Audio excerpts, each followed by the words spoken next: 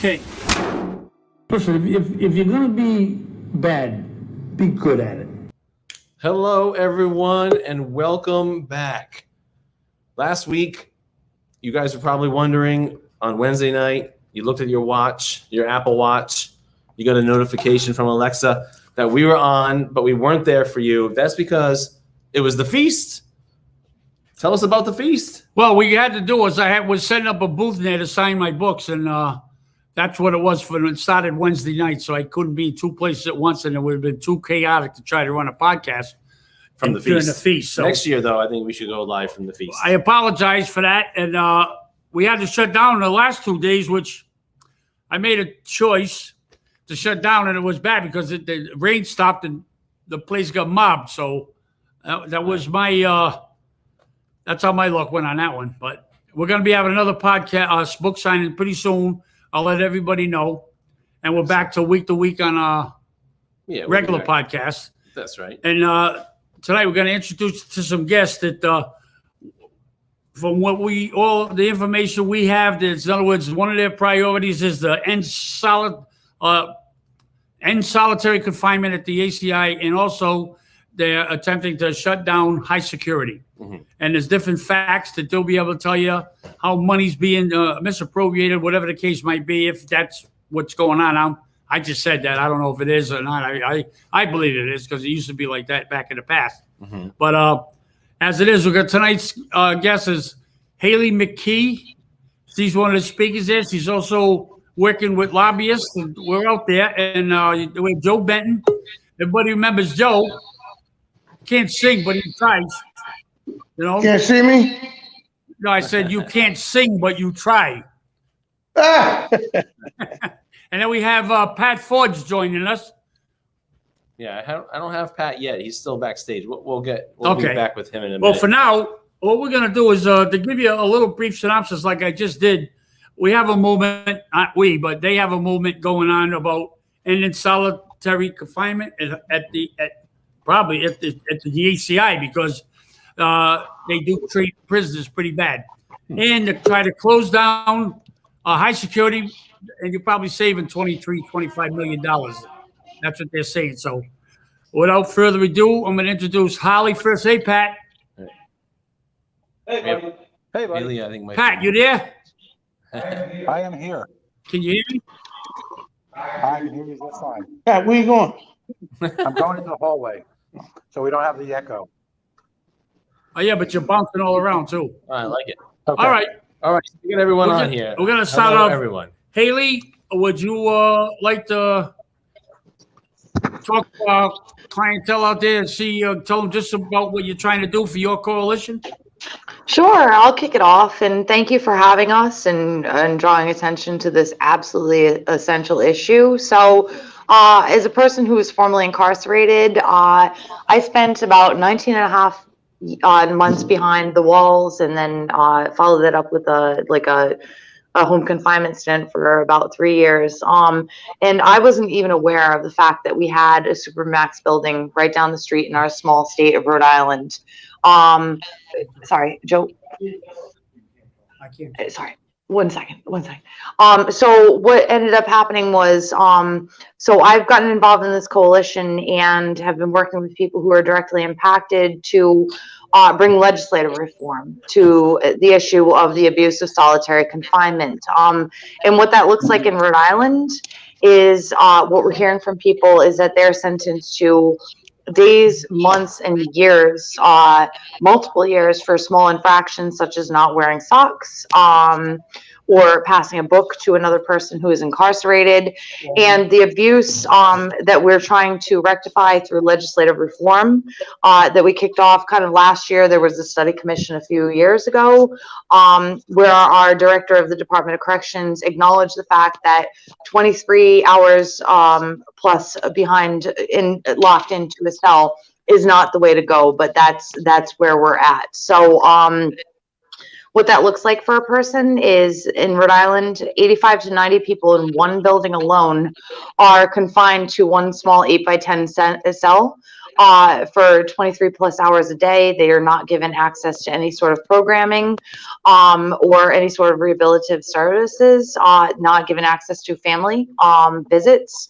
And this can go on in perpetuity. So we are trying to, cure this, through legislative advocacy and, a bill in the form of 0395 on the Senate side and 5740 on the House side to limit the abuse of solitary confinement to 15 days, with 4 hours out of cell, which would probably effectively shut down the high security center, which is something that they're doing in other states. So other states have realized that all of these supermax buildings that were built in the 80s during the tough on crime days, they're saying, all right, these are cruel, this is inhumane, and we're going to do better, and we're going to shut this down.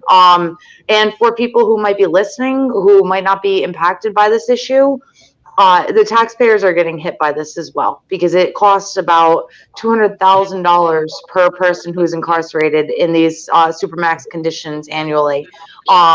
And this is a cost saving bill as well. So we're really trying to work to pass this law next year. Excellent. Who's next, Jerry? Joe, Yeah, hi, Jerry, how are you doing? good, buddy. Good. I spent a substantial amount of time incarcerated. In fact, I served a life sentence. I'm still on parole, as a matter of fact. But the most significant thing is that I spent time in high security. And during the time that I was there, I spent time in a back room where they keep the light on 24 hours a day. And I think that's amounts to some sort of a torture. And there are other things, that isolation, that literally drive a lot of people out of their minds. And I'm speaking from experience. I'm currently in therapy, and the therapy, I've been in therapy for quite a few years. And even though I've accepted Christ in my life and I minister, I still access therapy. I look at, when I'm out here ministering, and I've been a counselor at MAP, and I've been a counselor at the Amos House, and I've dealt with people that had substance abuse issues. And I look around the streets of South Providence and in the streets of Pawtucket, and I see formerly incarcerated people that it looks like a wasteland. And that is a direct result of the time that they've spent incarcerated. And if you just think about it, the level of violence has begun to escalate. Shootings are at an all-time high right here in this city. And a lot of that is formerly incarcerated, and as well as other people that are involved. And it's a sad, tragic expression of what comes or what happens as a result of being locked up extensively, particularly in high security, the damage that it does literally to people. And we need mental health assistance. And a lot of that money can be utilized toward mental health, alleviating a lot of the mental health problems we have. Well, you made me think of things too when I was there with you back in the day, and they used to come by every hour on the hour, put the lights on, or shine the light in your face if you're sleeping until you wake up, and then they help you, they walk away. They did it in between times they weren't supposed to do it. It's just harassment. That's what it is, because they can do it and get away with it. Right. We're locked up, and that's how it was. And segregation, sometimes they used to bring trays and get to the window, and the tray was, oh, sorry, I dropped the tray. You know what I mean? Yeah. And stupid things like that is what used to get people aggravated, because look, you're locked up in there anyway. You try to get reading material, you couldn't get it. You try to get whatever you just couldn't do it. They wouldn't want you having anything. And that's how they felt very comfortable with that. But and that was in every building, actually. It wasn't just in high security, but it was all through the system. And listen, Let's introduce Pat Ford with the Coalition Radio Network. you just cut me off. I hear Yes, you. sir. Well, I didn't want to leave him out. If I could amplify Mr. Ben's comments, the word torture is a very powerful word. The United Nations has set up a series of standards called the Mandela Rules. And it's obviously a reference to the time Nelson Mandela spent in prison, very often in solitary, under terrible conditions. Under the United Nations Mandela rules, Rhode Island is in I found the violation plug. and therefore a torture state. Think about that for a moment. A wealthy state by world standards here in the northeastern portion of the United States, an hour from Boston, a few hours from New York City, is engaged in what the United Nations deems as torture. And there doesn't seem to be a sense of urgency from organizations like our state health department or our state government at large to end this. It's expensive, it's counterproductive. It takes people who have been challenged by all sorts of circumstances and has the potential to ruin them permanently. And as a result, we're wasting all this money, which again could be channeled into resources to help the individual so that when they leave the facility, they're in a better place. It's that simple. This is torture. Thank you, Pat. I have a quick question. What's the argument for high security still? You know, like what could they possibly say is why it still exists? So the argument for high security, and there's been a lot of fear mongering that we've heard from both the Department of Corrections and the Brotherhood of Correctional Officers. So in Rhode Island, we have really formidably strong unions that are politically involved. And the Brotherhood of Correctional Officers is no exception to that.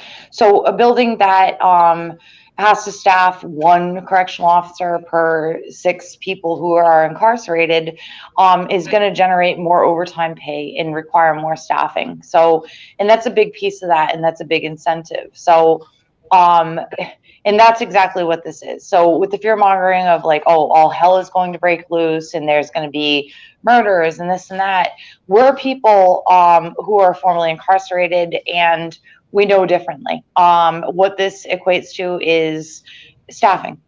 So 6 months into the fiscal session for the Rhode Island Department of Corrections budget as of last year, so that started in September, I believe as of April, 6 months in, they were $25 million over budget for staffing costs. And that is what it is right there. So keeping that building open keeps these correctional officers employed. It keeps the money train rolling in. And some of these people, we're talking about people, and I'm not knocking somebody with a GED or a high school equivalent, are making over $150,000 in overtime alone 6 months into the year. So they're very easily on pace to make $400,000 this year in their pocket, and that's the incentive right there.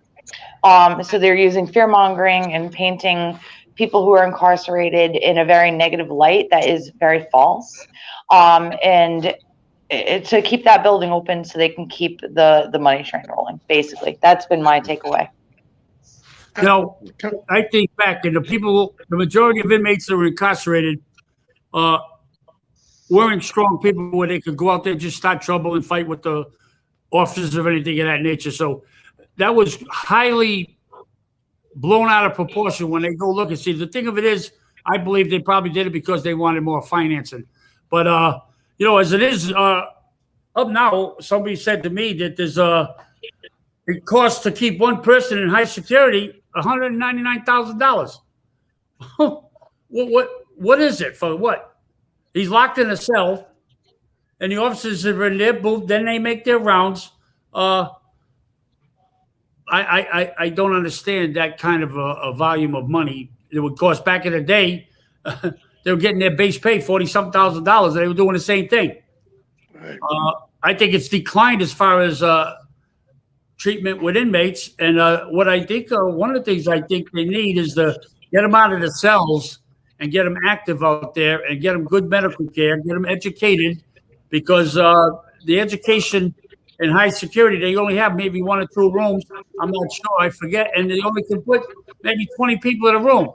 Now you got 85 people in that building, maybe 90. I don't know. It used to hold 110.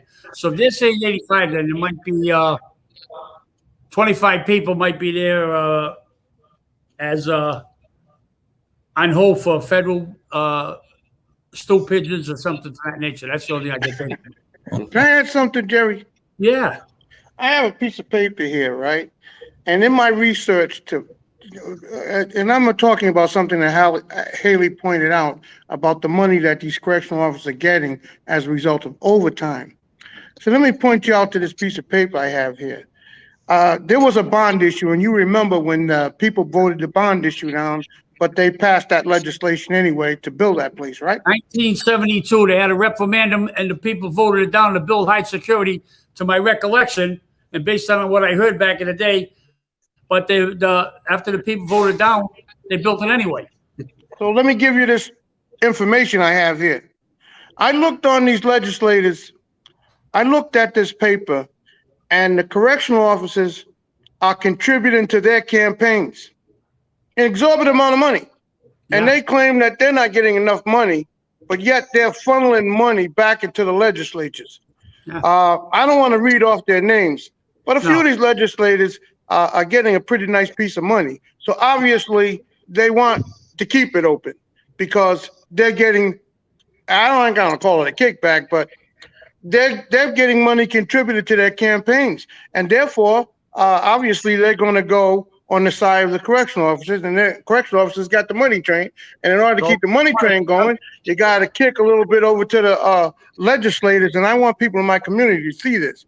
There are those, however, who are giving money back or refuse to be a part of that, but that's happening. And I got the paper right here, and their names are on there, the legislators who are supporting this money train. Mm-hmm. It's a sad thing, right? The more I investigate, the more I come up with these different things. And if people who are listening to this podcast or see it would be shocked and dismayed at the money that's being funneled to the legislators. Shame. And they don't care about what's happening on the back end of these people that are living in the street, there's a couple of guys living on Wilson Street, homeless in the back. It's sad, man. There's people in the middle of Elmwood and Broad sleeping in the bushes, about 20 people. A lot of these are formerly incarcerated people. And I walk through here trying to minister and pass out tracts. But when I saw this paper and the support they're getting from the Correctional Officers Union, I just said, there's no way that they're going to even give 2 cents of a care about the people in the street. So one of the things to get me is you elect these officials that have promised you the world. Once they're elected, what happened? What are you talking about? You know, they don't. They kick it to the curb, and then they run into opposition. Even if you got a good one, they'll run into opposition anyway with the politics. Yeah, I know. It is what it is. You know. So I think that this year for this close high side coalition was largely tasked to draw public awareness that this was even happening, because this was a largely unknown practice. So a lot of the work that was done by this coalition this year was to draw awareness to the fact that there are 85 to 90 people in one building in Cranston, Rhode Island, right down the street from Garden City, where people are enjoying their Pinkberry yogurt and shopping at the Container Store, who are being tortured on their dime. And I'm hopeful. We had some really kind of positive feedback from members of the General Assembly that were like, wow, really? And when presented with people who had experienced this, such as Joe Benton, who's been a really strong advocate, as well as many others, were kind of stunned. And that was a response. There was another person who wasn't able to make it on this call who did, I believe, 3.5 years in solitary confinement. And we're just demystifying it because all of us are loving people. We're productive members of society. We care about our communities. And we're people who have, by far and large, paid the price with the criminal justice system just to kind of keep the machine going and create infrastructure and, you know, have job security for state workers, much to our expense. So next year, I expect, now that this is on people's radars, we'll be able to take more action. And it's like, all right, this is the problem. And I'm hopeful that next year we'll be like, well, this is the solution, because as a state, we're going to do better. We're going to do better for our people and not allow this practice to happen anymore. If I could jump in for a second. Yeah, Pat. I think what's stunning to a lot of folks who, particularly in the burbs, where quite frankly I live, is the arbitrary and capricious and malicious nature of solitary confinement. You know, we've all watched too many special victims units, and we've all watched too much TV and too many crime movies. And there's this notion that the people who are forced into these positions are actually engaged in violence in prison, when so many of the violations that place people in segregation are not even violations in the real world, completely arbitrary. And it's been a real education process this year in terms of an indie media outlet like ours to bring this to people and make them understand that these are people, they have challenges, they're being tortured, and there's absolutely no rhyme, reason, policy, anything that justifies this level of torture. It's stunning to a lot of people. It's a wake-up call. You know, it's currently what happens in there, and just I've seen this when I was in there. If somebody's in solitary confinement and they don't want them out running in the population, they'll set up some kind of a situation or antagonize the person where the person will say something back, then they'll write them up, and he's going to do another 90 days.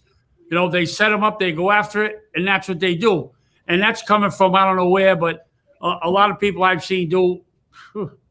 I remember a couple times I was there for like 30 days, and I get out because I kept my nose to the grindstone, didn't get no problems. And one little hit, and that's 90 more days. Now that's being classified. When you go, they classify another 90 days. That goes against your record. And the board, the classification board, don't want to hear, well, they set me up. They set me up. They're not going to believe that. But it happens. And, you know, I used to laugh. I used to call it job security, you know. But the thing of it is, that's what's happening. And even if you got somebody that's not doing nothing and he's getting ready to get out, they let him go if he's not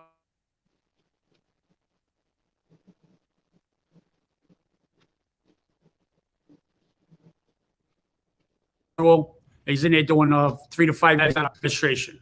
Then they'll let him go out. But people that think hardcore and it might cause a problem when they get out, they try to devise different ways to get the guy to make himself do something stupid. And then there you go. Now he's in there for another 90 days. Then another 90 days. Then another 90 days. I can't remember his name. I'm trying to. I know one kid was in there for a year and a half. And the first time he went in for just he told the officer to go F himself because the officer made a bad comment. And he said, hey, go F yourself. Boom. And we heard that was evident during the committee hearings on the House and Senate side this year. The stories were all very scarily similar in the sense that a person would go down into the hole for 15 days initially, and it would just snowball for talking to another person in the cell next to them. We're social people. You can't isolate us as humans and expect us not to try to communicate with other people. And that would lead to 8 months. There was a person who we were working with who spent 6 years in solitary confinement. And it is absolutely astonishing that it's largely unknown to the general population because it's out of sight and out of mind. But this is actually happening where people are being put in boxes for months, if not years, it's not your stereotypical prison shank or assault on a correctional officer. These are minor infractions and there's no oversight or regulations. It's the police basically policing the police, and there's that groupthink mentality. So they're not going to go against their own. And we've heard from so many people who have been impacted by this that if an officer has a grudge, that's going to lead to some very bad things. It could lead to months of your life in a hole with no windows, no access to family, no access to, I don't know if anyone else wants to expand on this. I've seen officers, they had a bad night. Oh, I'm sorry. Due process is a fundamental of our judicial system. It's a fundamental part of our society. Say the warm embrace of the judicial system, and then all of a sudden be understood to forfeit basic human rights, fundamental human conditions is just disgusting. You know, I don't think, if I'm right, or if I'm wrong, you can correct me, but your movement is not about trying to get people out. Your people is just, they're getting there, they do what they did, they're doing their time. What your deal is, you want to see them humanely treated. Am I right? Exactly. Yeah. Exactly. And not only humanely treated, but some people need therapy. The mental health component is absolutely essential. Even when somebody's coming from high security to a regular maximum security, there has to be some therapeutic intervention at that point, because they're changing from one level of mindset to another mindset, because the prison is ran different in both places. Yeah. It's built differently. It's not consistent anywhere. Right. And so here's a guy that has a lot of anger, built up aggression. He's been abused in the high side. Now you want him to come over to a maximum security, okay, and not be violent, not be angry, try to adjust. Anything he does that's going to add on to his time with the parole board is going to look at him disfavorably, because they don't look at the mental health part of it, or how he's angered and he needs to, some therapeutic intervention to step down. In fact, that's a program that we talked about in the legislation, a step down program where you can get what you need as you move through the system. And it's unfortunate. And I'm going to tell you something. I was in SEG. One officer was upset with a certain individual. And finally, when that individual came down, he pitted these two guys together. He's not supposed to let two guys out of the cell at the same time. You know what he did? And he instigated a beef between the two people. And then while one guy was out taking a shower, he let the other guy out, and the guy was assaulted. And that stuff like that should never happen. And he got away with it. So that's the kind of crap that goes on in that building. Okay? Getting even with people. I'm upset now because I'm reliving some of the abuses that go on there. I'm going through it too. It's a lot of things that people don't understand. Is people, they're human. They have families. Their families come to visit them, or somebody's married, their wife leaves them, divorces them because they're doing a certain amount of time. They can't wait. They need to be. And they have, and listen, it's not saying it's not legitimate, but the thing of it is, that also weighs on an inmate, whether his children are sick, what's going on. He can't be there. Sure, they're going to say, well, if you didn't commit the crime, you'd be in jail. But the fact is, you committed a goddamn crime. You're in jail. You still need the help. And that's what they're supposed to be doing, is helping people. And they're understaffed as far as the counselors go and stuff like that, because all the money that they're making has to be going somewhere else. Yeah. Basically, back in the day, look on that pay roster, like 200,000. Yeah. 100,000. All this is overtime money. I know people need money to survive, but please, Yeah, of course, all that extra money, it could be utilized in a more beneficial way. It could be utilized in the mental health component, which is non-existent in that environment. It's tragic, man. And it's not a black or white thing. It's an everybody thing, because I'll tell you, when people leave that prison, they're going to North Providence, they're going to Johnston, they're coming to South Providence. They're going to be somebody's neighbor. They're going to be somebody's neighbor.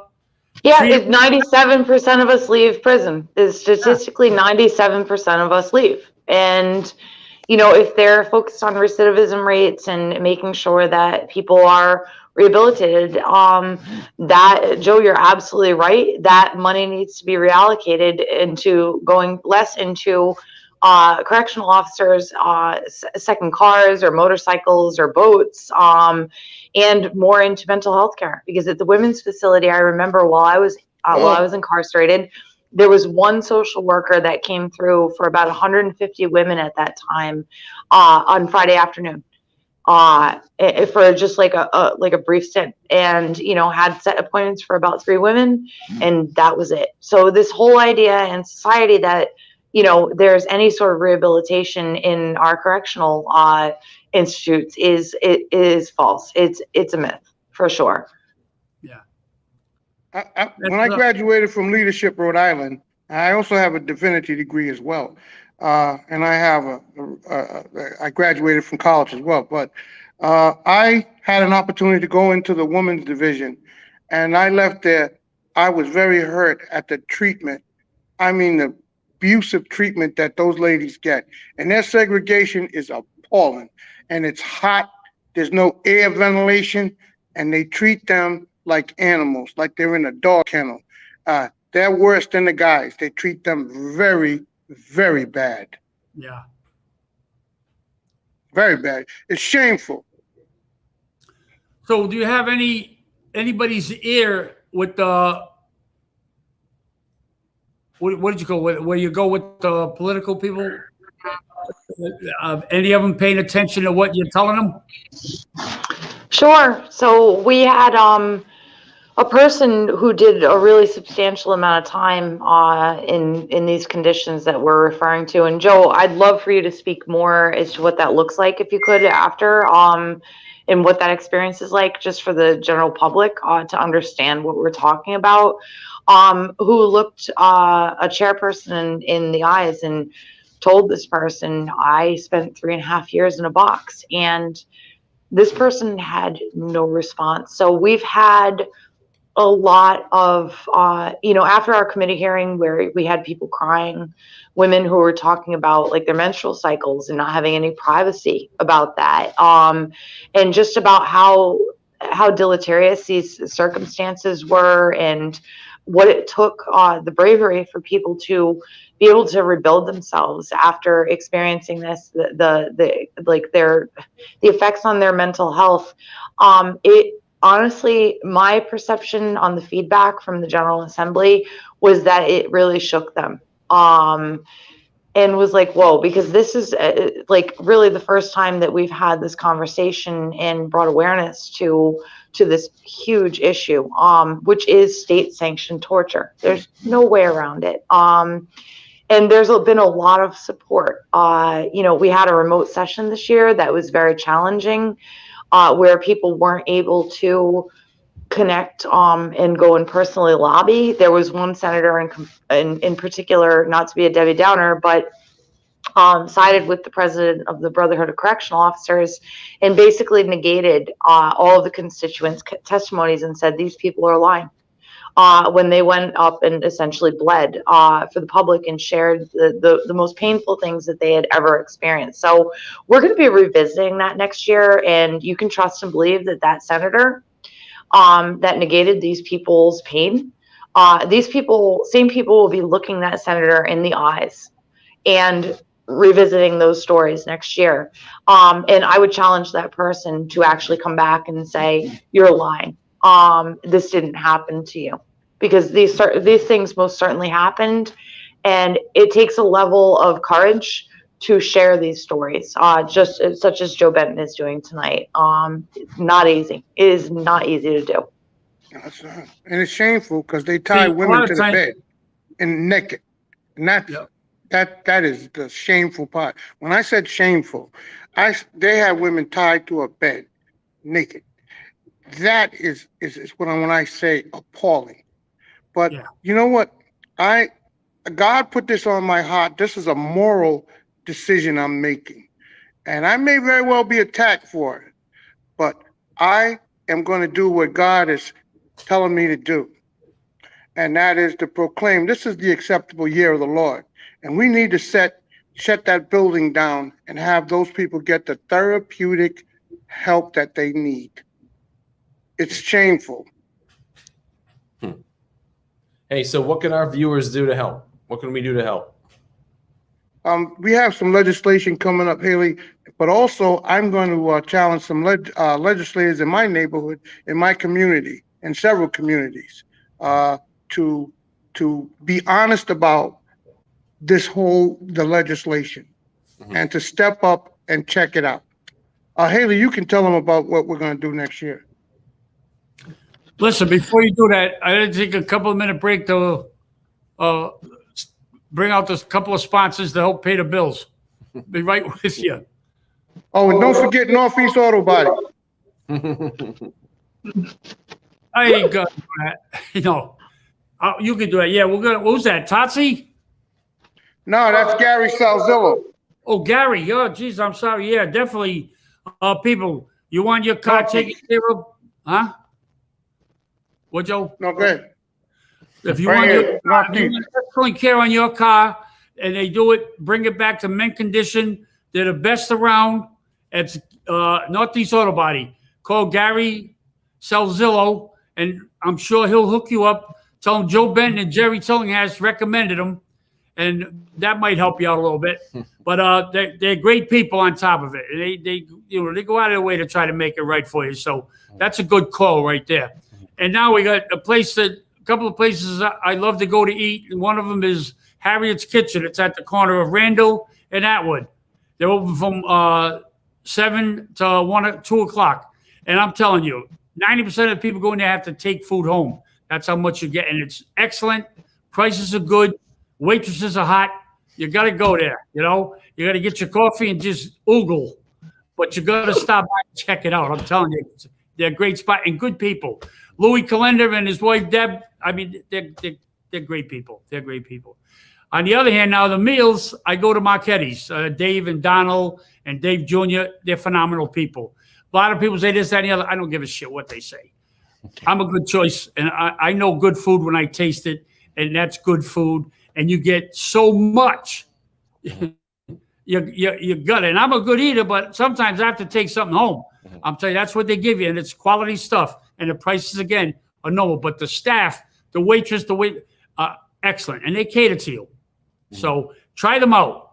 Tell them you get to go into Marchetti's, ask for David Jr. or David Sr. and Donald, and just tell them that Jerry Tillinghast sent me. And I'm sure they'll take care of you. So we have a couple of comments we wanted to get to. Your daughter, of course, is watching. Your daughter, Christian, says, hey. Hey. Janelle Rose that's my says, cousin. Hey. Yeah, okay. And then Ryan, hello, Jerry. How are you? How you doing, Ryan?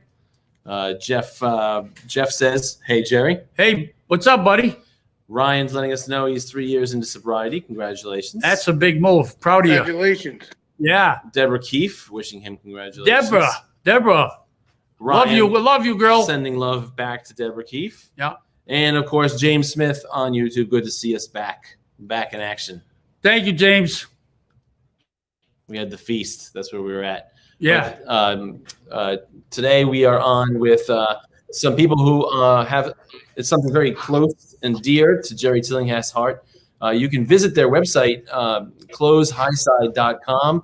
And, what's something I can do? How can I put pressure on legislators? Or can I sign some? Is there something I can sign? Something I can do? Can I donate money? What should I do? How do I help? Well, I got to say this. In other words, as much as I like to see what they're doing, I can't make any comments about closing this or closing that because I'm on parole. Mm-hmm. That opinion I'm going to leave out. And but it doesn't mean I don't believe it. But I'm just not going to comment on that particular point. I was because of the parole. That's all.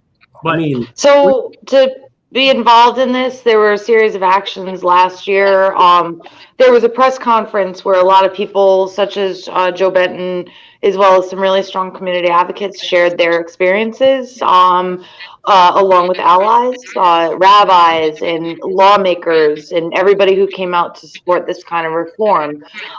We also had a cell that was a mock, like a replica cell, positioned right outside of the State House on Francis Street, in between the Veterans Memorial Auditorium and the State House, that was there for 5 or 6 days, 24/7, with a person in the cell at all times. There were a series of actions. There's been canvassing. So if people are interested in going canvassing, talking with their neighbors, emailing their legislators, coming to a High Side Coalition meeting, which generally happens Tuesdays at 5 o'clock over on Plainfield Street, get in touch. We're going to be firing on all cylinders in the upcoming times and doing a series of actions to really draw awareness to this and demand change, because this is an unacceptable practice. I can't say enough about the people with lived experience in perspicacity having survived these conditions. And it's not getting through it. It's literally survival. Because we know that the carceral system breaks people. This is the harshest form of the carceral system, and a lot of times it's oftentimes wielded on people who are not a threat to the general population of prisons. It's just literally a lack of oversight and just abuse. So Cool. Thank you. Excellent.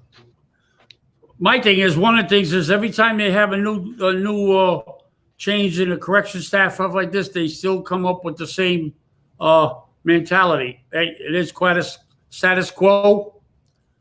Leave it. They do try, but there's they need to build another building that's going to be just applicable to the people that are getting screwed around, and where they want to get more education in there, and it just they could be settled for. But I believe it's just about custody and control.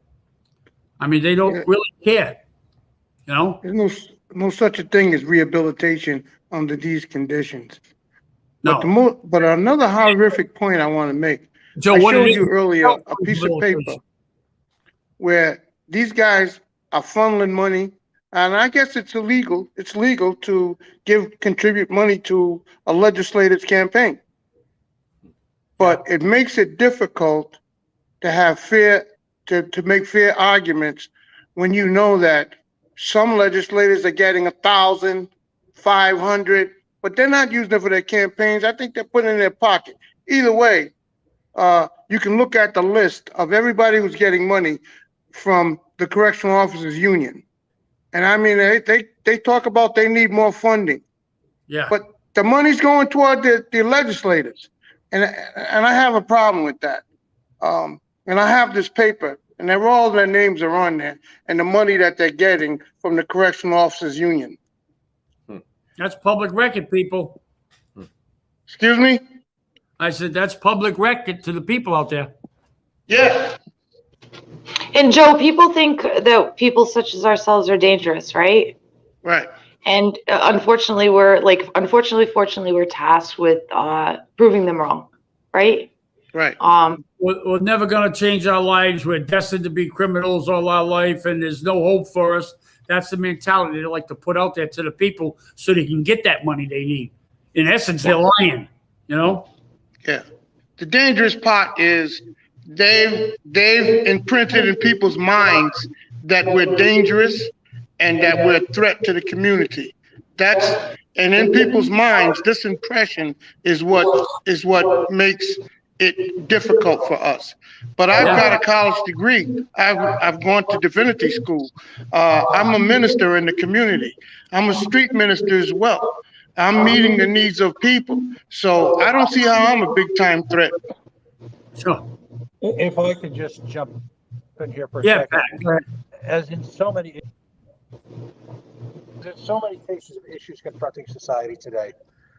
You know, I always joke, sadly, that if you use the word "the" in front of a group of people, you dehumanize them. You're not considering them your equal. You're not considering them to be individual human beings.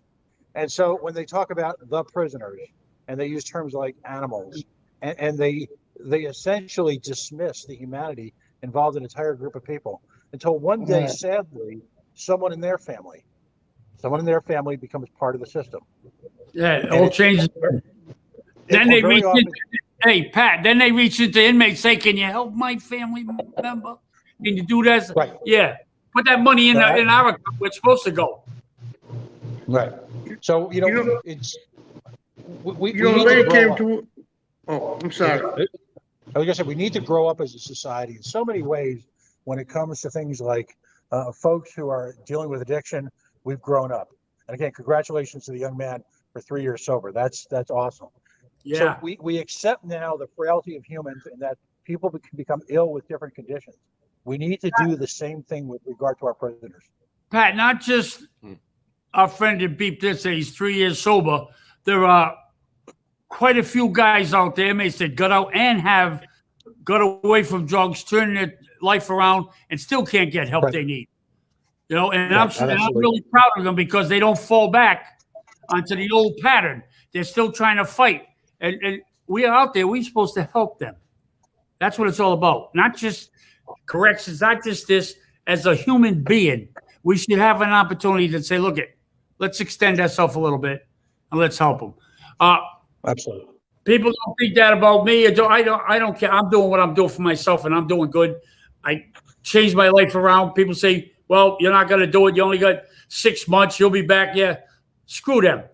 I decided to take care of myself and the right thing, and because I wanted to change. If you don't want that one word, if you don't want to, you're not going to do it. You have to want to, and Right. that's the key. You know. Jerry, for my part, in closing, I'm not going to say anything else, but I just wanted to leave you with this.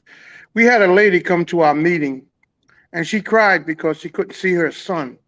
And apparently, she kept trying to get information, but her son apparently was sick with COVID. Ah. And finally, after running around and getting people to protest or whatever, finally one day they just handed her a box, and that was his ashes. And to the families, this could have been you. Yeah. You know, and that to me is a sad expression of humanity. To hand somebody a box after keeping them incommunicado. Finally, you give this mother who was concerned about her son a box with his ashes in it. Yep. And that's the type of thing that we have to deal with. You know, We want to change it. They look down on inmates as well as when their family come to visit them. They get a hard time trying to get in to visit them.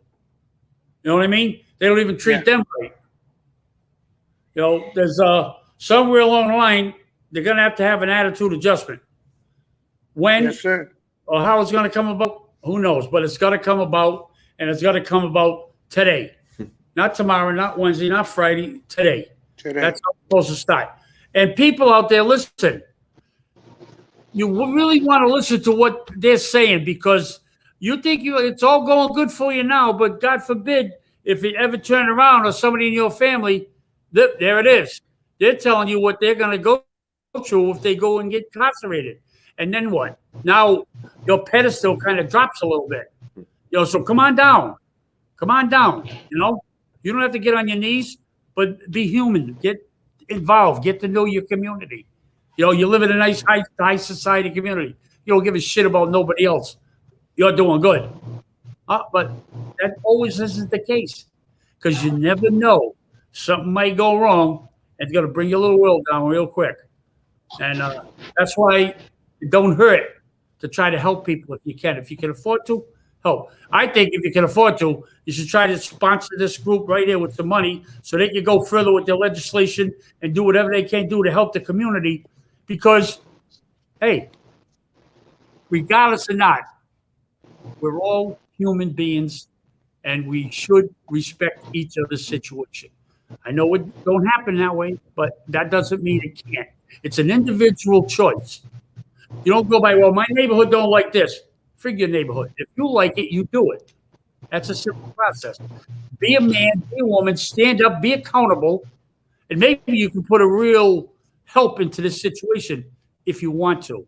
Again, the word want to. My word's choices. You make the choice. You live with it afterwards. You make the choice. You can't help. You don't feel you want to get involved. Well, that's like people vote. They don't want to vote. Well, don't ask for a change. If you don't want to vote, stay the fuck home. Don't vote. I mean, that's how it's going to go. But please, you don't want any of your children or anything like that being incarcerated. They get involved with drugs, and that hits every walk of life.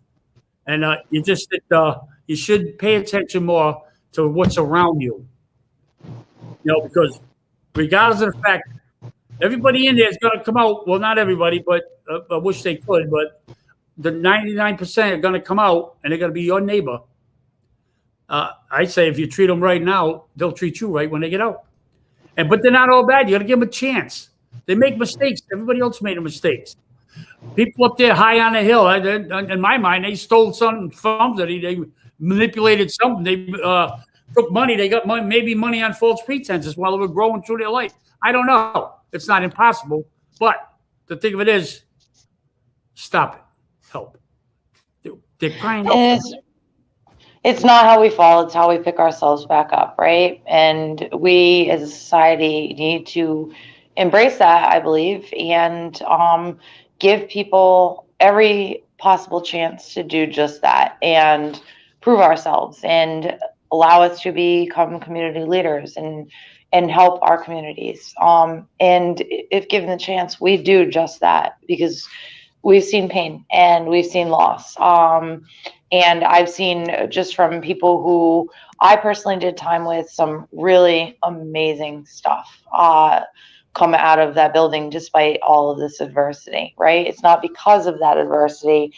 I think from what I've seen personally, it gives people a sense of purpose. And I've seen it with Joe and a lot of our coalition members. Where they just want to set things right because they know that things are just so wrong over there. And I just want to say in other states that they've done this, they've taken it upon themselves to kind of reform these kinds of practices, such as Maine. They didn't have to go through a General Assembly. Maine realized that they had a problem. They've scaled back their practices. We're seeing these buildings shut down in all other states. Sometimes it takes legislative policy. Sometimes they just take it upon themselves and realize that this isn't a humane or fiscally sound practice, and they go through other channels. In Rhode Island, we've got a little bit of a unique culture between a brotherhood union and or a Department of Corrections who has been largely unwilling to come to a table and is digging their heels in the ground, which goes against all line of reasoning because this is not a sustainable practice. It's going to get to a point where they're either going to have to get on board with what we're proposing, or they're going to get steamrolled, and that's coming for them. So, and it just is what it is, and we just keep on moving on this. But we'll come out on top in the very near future. It makes me think of something. I want to explain something to you. Everybody says, well, when they get out, you're going to go back to jail, you're going to do this, that, and the other. Well, you have 4 people right here that are convicted felons and they did their time. They're on parole or they flattened their sentence. These are people that were incarcerated that are out there, change their lives around, and they're trying to do the right thing, not to make you feel bad, but to make you feel responsible for what your elected people that are misappropriating your money. It's not going where it's supposed to go. But you have to praise these people right here, Haley, Joe, and Pat, because they see it, they've done it, and they're trying to make a change for the next people to come out. And that's you can't fault that. Plus, they're trying to make you aware, make you aware. Don't listen to your politicians. Listen to your victims because they're telling you like it is. Politicians that lie, 90% of them lie, maybe 100. I don't know. I wouldn't trust one from here to the bank. But the thing of it is, you got people here. You have to praise them. I don't care if you like them or you don't like them. You have to respect what they're doing because they turned their lives around. They made their choices. They screwed up. They paid the price. Now they're trying to give back to the community. And you can't beat that. I mean, come on. And over there at the coalition, I went to one of the meetings and 90% of them, I think, were incarcerated.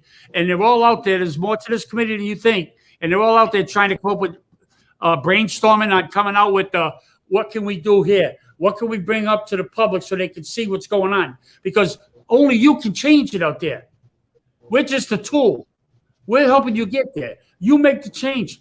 Listen, if you don't like the voters or the people, don't switch the lever. I mean, what can I tell you? But the thing of it is, think about it. Get more involved. Even if you have to go online and check things out. Listen, it's not an easy system. The system sucks all the way around, but it's the only one we got, and we have to try to work with it. And tonight, I give you guys my ultimate respect for what you do. Joe, we've been there.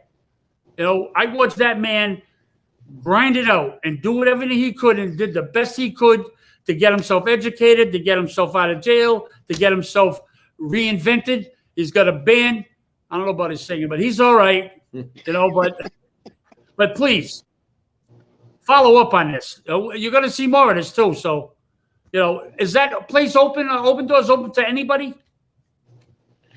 Open Doors, I would call. I know they do a lot of.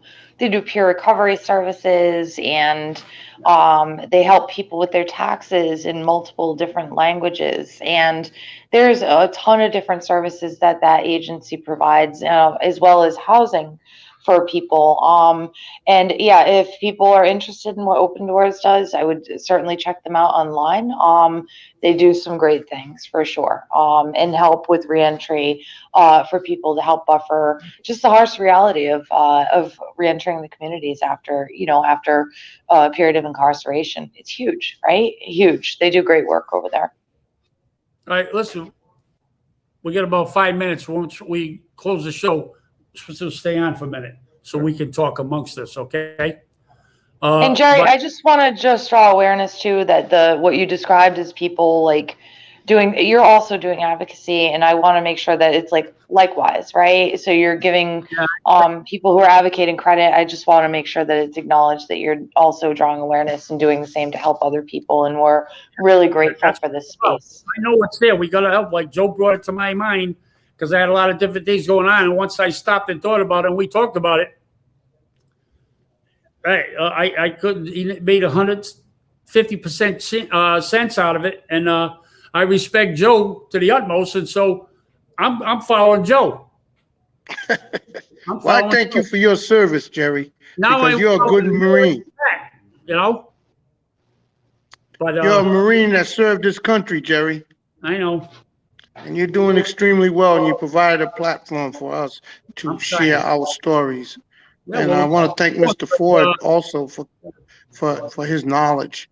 And Yeah. I'll just back up right here. Thank you very much. Well, you don't want to thank Haley? Oh, Haley's amazing. Come on. Thank She's you. half woman and half amazing.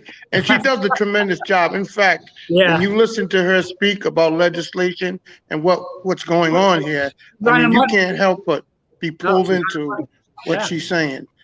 And I absolutely love her and I appreciate what she's not only doing, but she's also doing for our community and communities throughout the state of Rhode Island. Oh, thanks, Joe.